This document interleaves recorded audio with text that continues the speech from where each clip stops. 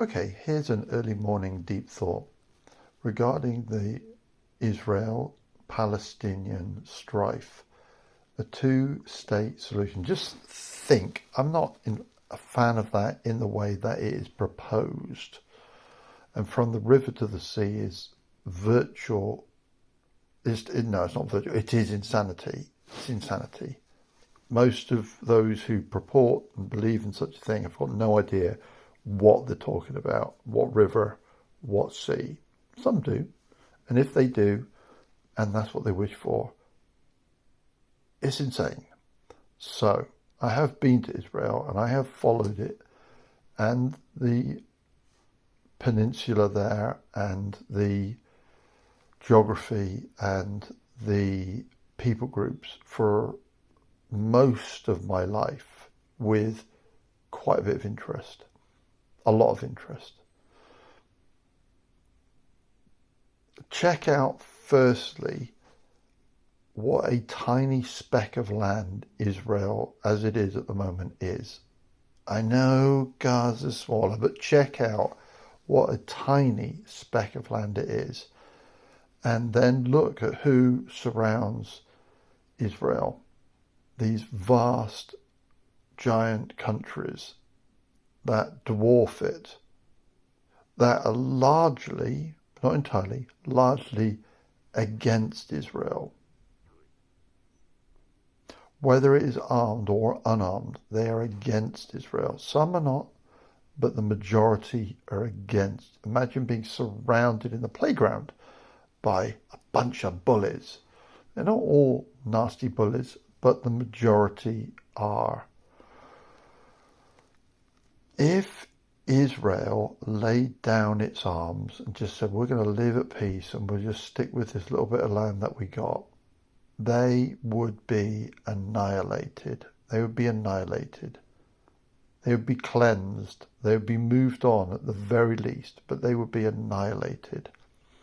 Don't kid yourselves that that is not what would happen. That is what would happen. Israel would be annihilated if they laid down their weapons.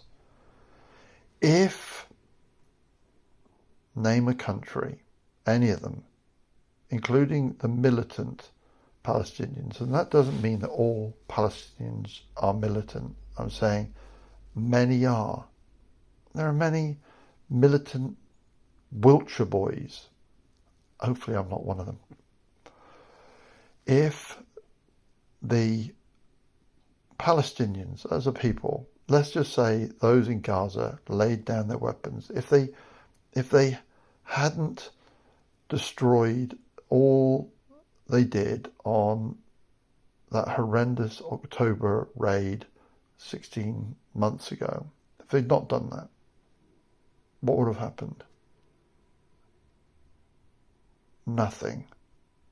There may have been some more land gradually going, but taking someone's land, moving the fence slightly further across, get over it. It's not worth dying for, and it's not worth killing for. It's not worth it. It's not worth it. Would you kill for your land? Would you die for your land? I don't think we're meant to die, and we're certainly not meant to kill for our land. So, if, for instance, those in Gaza laid down their weapons, if they'd done that, would they have been destroyed? No, they wouldn't have been destroyed. If they just handed over the Hamas terrorists, what would have happened? They would have probably been rewarded. They would have been blessed. Think about it. That is the reality. You might not like it, but that is the reality. If Israel lays down its weapons, they're destroyed. There'll be nothing left. They're not going to do that. Would you do that? No. You can defend yourself, but you've got to pick your battles. Defend yourself because your land is being taken. Get over it. Move on. It's land. It's mud. It's my homeland. If I get kicked out of England, am I going to fight to the death for it? No. It's land. there's a reason for that happening. So that is where I stand. Would I die on that mountain? Well, I might have to, but I'm certainly not going to kill.